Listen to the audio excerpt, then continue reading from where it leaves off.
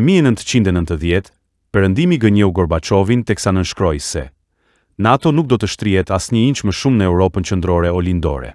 Një premtim i pambajtur dhënë Rusisë. Sekretari i Shteteve të Bashkuara James Baker tha shprehjen e famshme: "Asnjë inç më tej nuk do të shkojë NATO-ja drejt lindjes."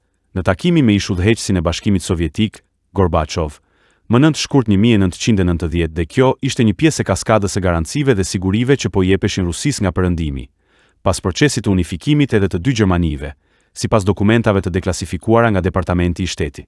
Presidenti George W. Bush i kishte dhënë sigurinë Gorbachevit edhe në samitin e Maltës, në dhjetor 1989, se nuk do të avanconte përtej murit të Berlinit, duke i thënë: "I have not jumped up and down on the Berlin Wall", për të dëmtuar interesat e Sovjetit, por ja që edhe për këtë frazë Bushi e gënjeu Rusin, teksa Gjermania lindore kaloi në kolaps dhe me hapa të përshpejtuar perëndimi kaloi në unifikimin e Gjermanive.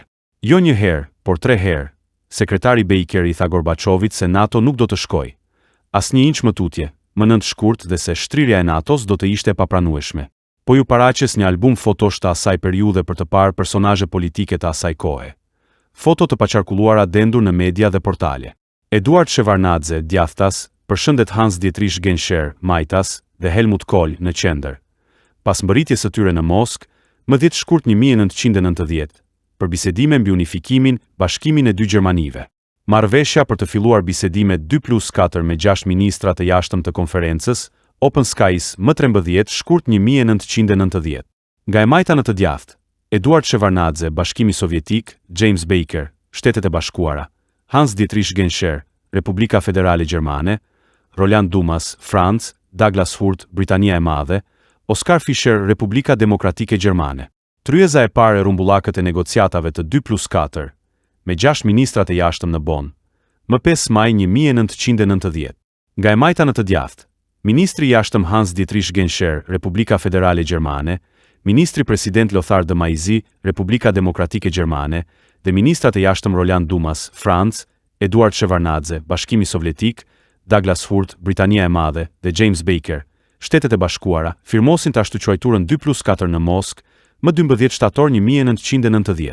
Sesion e pune në Camp David, nga e majta, përkthyesi Peter Afanasenko, Baker, Bush, zëvendës presidenti Dan Quayle, i vetmi me kravat, Skosroft, Shevardnadze, Gorbachev dhe Akromejev prapa kameras, 2 qershor 1990. Presidenti Bush përshëndet presidentin Ček Václav Havel, jashtë shtëpisë së bardhë, Washington, DC, 20 shkurt 1990. Ministri i jashtëm Genscher, presidenti Bush me një copë nga muri i Berlinit, në zyrën ovale të shtëpisë së bardhë, Washington, DC, 21 nëntor 1989.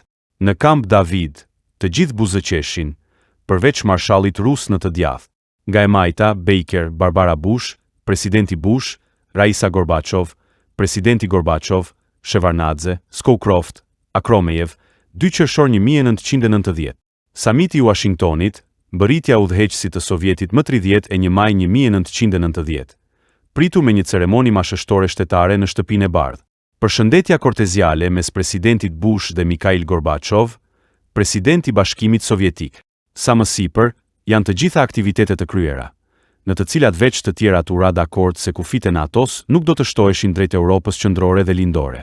Në rastin e Ukrainës, kjo nuk u zbatua, ndaj dhe Federata Ruse organizoi operacionin e saj ushtarak, siç parashikonte marrëveshja e shkruar e vitit 1990. Për herë të katërt pra, perëndimi mashtron Rusinë dhe sot Rusia quhet agresor dhe Ukraina viktimë e agresionit. Dhe në fund, vlen të nënvizojmë se Vladimir Putin nuk është as Gorbachev dhe as Yeltsin. Mast Channel. Please subscribe.